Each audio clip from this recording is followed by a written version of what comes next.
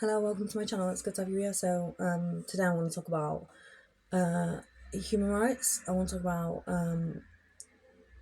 this on a global scale. Then I want to talk about how there have been politics to stop this, to just abolish human rights. This would be connotated to the United Nations Conventions of Rights for a Child. So Nigel Farage, he wants to get rid of this. And I just think it's really interesting how, he's not really looking at it from a broader perspective.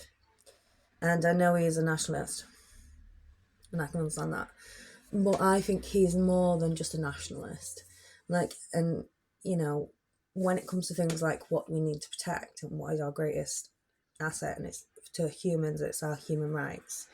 And imagine a world where it'd be like if everybody was just used and abused and taken advantage of within that system.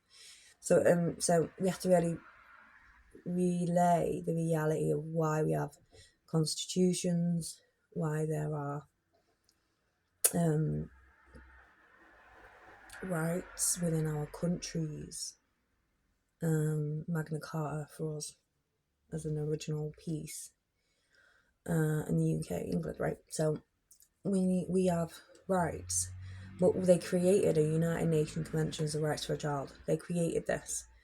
The United Nations did. So, they are the biggest influential countries of all time, and they're paying a lot of money in the United Nations Conventions of Rights for a Child.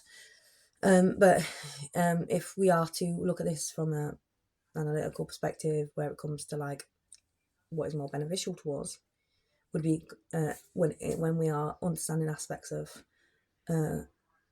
abstract conventions throughout the world, where we all agree to a certain amount of love, nurture, food, shelter, spiritual abundance, safety, and the right to food and drink. And so we have these in the United Nations Conventions of Rights for a Child. So why would he want to get rid of this? So to me, it would be groundbreaking if it was a global human right and we actually adhered to it and we actually went along with it. And what a wonderful world it'll be. I think that someone said that in the song once. So the reality to sort of succumb to this is it a positive? Is it working? And I think that's why Nigel might have said it's just because it's not working that he wants to abolish it, completely do away with it. That's his attitude. And I think that we shouldn't do it like that. I don't think we should do it like that at all. I think we need to create a global, universal human right, and we need to abide by that and stick by that. And then, maybe one day we can see aspects of evolution, but just doing away with a united right, the Conventions of Rights for Children, would be a big step in evolution for us, I think, in our world, because it's almost like it's inverted itself, and it's almost like people have been conditioned to believe certain things, like the beneficial need to step on people to get to the top. Yeah. Right, there's competition with it, and then there's just absolutely doing it because you're seeing someone vulnerable and weak and you're just taking advantage of them. Then it just makes you an abuser. And it's true. So there's no high horses here, mate. Not when you're trying to get rid of globalism, human rights, under a guise of globalism, right? So if you're trying to get rid of it, right, and what does this what is this benefiting? Children. So why would you get rid of that? If it's benefiting children, you wouldn't. You create spaces for it to work. So one thing that doesn't work about the United Nations Conventions of Rights for a Child is that they don't have an ombudsman. And SaveTheChildren.org do talk about this. They don't have an ombudsman. They don't have any child ombudsman, and they've been calling out for one for a long time. And, instead of Farage sort of pushing the policy to just abolish the United Nations Conventions of Rights for a Child, why not look into it and see that there is a global need for that. I mean, every country, you are a nationalist, every country has the same sort of idea of how we want our children to be treated better, humanity to be treated better, our human rights to be accepted. So we don't have to go to different countries to try and fight it, because there's that much corruption going on in your own that you can't even help yourself, right? Under a guise of your own country, your country's legislations, and they're just ignoring that as well. So we need things like the United Nations Convention on the Rights for a Child again, because it's an aspect of support and truth. If you wouldn't like to be treated like that as a child, then why the hell are you doing it to the people, right? You don't want your children to be treated like that. Why are you doing it to the people? It is an aspect of understanding compassion. So if you're not compassionate, then I understand that you probably won't understand anything I'm saying. You have no idea what I'm talking about. Just like an alien just like dropped down from space and you have no idea what I'm talking about. You're just like, definitely not a Pleiade. My little joker. So from that Pleiade understanding, that's quite high on the Kabbalah. This is wisdom. So when you hit wisdom, then go to understanding, we can all rise together in an aspect of understanding that we all need a beneficial human right. And we all agree with it because nationally we have our own individual ones. However, we could all have an agreement on a child one. I think we could all agree with that to a certain degree when it's relevant and relative to modern day culture. And we was pushing that. So 1989, we signed that. And in 1992, it came into position.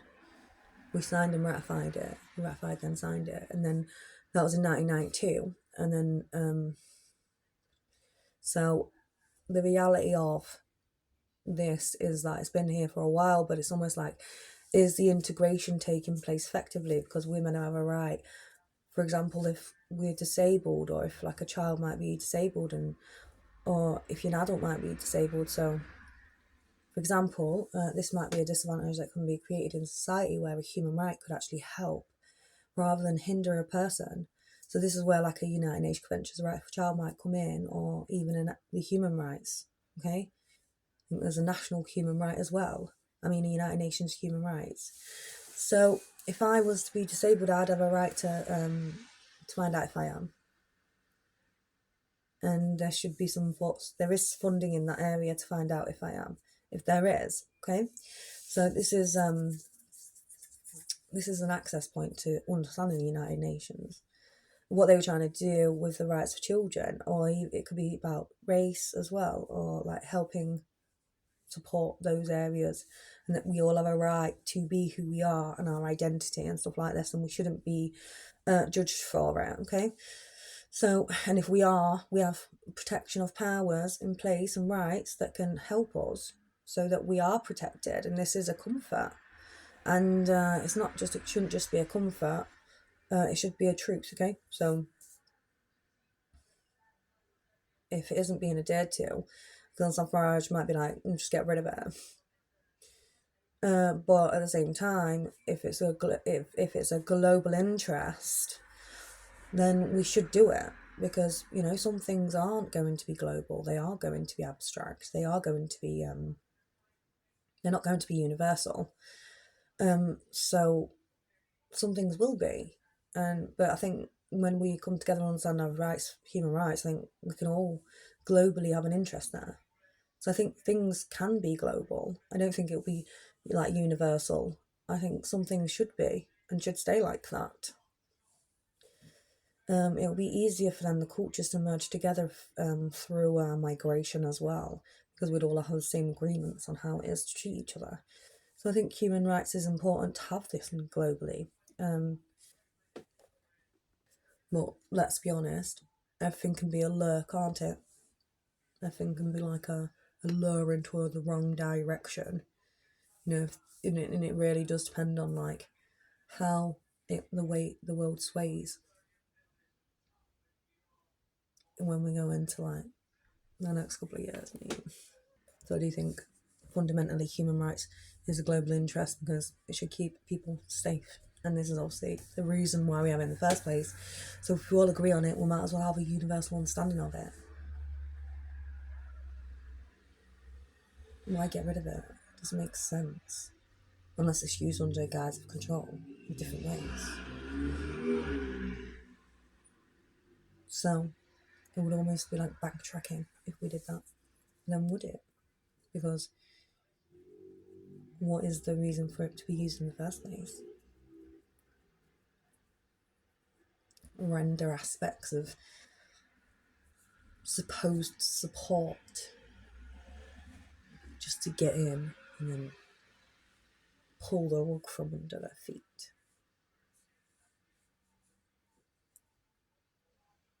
So you can be manipulated. So this is obviously, I think the Amendment 2 in America was for that.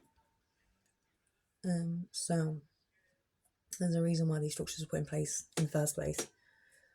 Because it was absolute devastation and it was a recreation, and it had to be under the guise of human rights, and this is why it's so important to us globally. So we should have this, and it should be paramount to all of us that we have our human rights intact, and it's actually followed. Because if it's not, then it will be another dismantling and another rebuild, but it will be on the same premise of, in forms of justice, like in forms of understanding justice, what justice really is, and if it's actually taking place throughout our systems in power. And if it isn't, why not? And weeding out the bad apples and making sure that that takes place, because that would be the most important thing to do in this point in time, because our human rights are just going to be continually afflicted if this doesn't happen. So it's simple, but weeding out the bad guys isn't under a guise of conspiracy. It's under a guise of truth that this is possible, and an acceptance that this shouldn't happen. So furthermore, we can see oppression throughout society. So an example would be, as I was going to say before, is that if you are, for example, dyslexic or autism, you go to school, you're entitled to like a test to see if you're a kid. But I had it when I was at university, so I found out I'm dyslexic. And I also did tests online, and I keep coming up moderate, because I'm moderately dyslexic. I keep coming up as moderately autism as well. So I have autism traits, but it's really expensive to get the test for me, because I'm an adult. And that's something I go to the doctors, but I think I have autism, and so we don't like as a label, and you shouldn't label yourself and stuff like this. And I was always kind of like that until I went to university and they made me do a dyslexia test. But it's kind of good in a way, because it's your human rights. You're entitled to this, and if it can stop you from having the dysfunction state, then it aids in understanding aspects of support and where it's needed. And it's kind of not accepted. It's especially autism in girls who wasn't registered when I was younger. So I didn't even get tested for dyslexia when I was a child and I was a girl. I was a girl, obviously, but dyslexia is like, I got tested for that when I was at university, so I went all the way through. So no wonder I had to reset some things as well, because I'm dyslexic. I see things differently, I learn differently. So it's different for different people. Like, 'cause I can learn better on my own sometimes, and I can work better in groups as well. So it varies. So everyone's different as well. But autism really affected me more when I was younger. Social environments and stuff like this, but it can affect you in different ways. It affected me in my confidence and things like this. So you can overcome these things when you have autism or dyslexia and things like this. There's always ways around it. But anyway, let's get back to this. So the human rights would always protect this space. It's a disability. So this is obviously one of the things that can be targeted in society, as I've said before, but it can be an aid to support and help. This is a serious energy or a mercy just sowed energy. You know, it is about really offering that kind of support because a human right sort of is that energy. It is mercy, it is chiselled. That is a human right would sit there because it shows that it's an aid, it's a support. So human rights are always going to be beneficial, especially when they're used correctly. We should push for it to be used correctly rather than abolish it, like Nigel Farage has spoken about. Maybe this comes from a different neck of the woods and mine will see my opinion or point of view. Maybe if he hears it, he might. So, I guess it's just sometimes we have to put our heads together and work it out rather than just dismantling things and just destroying it. Because, as well, he's in Parliament, so he's actually reached MP.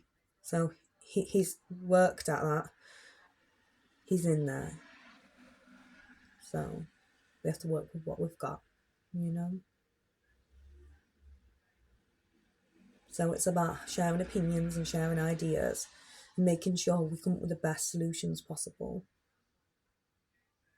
for our society, for the next generations, and for us when we reincarnate back through. Have a good day.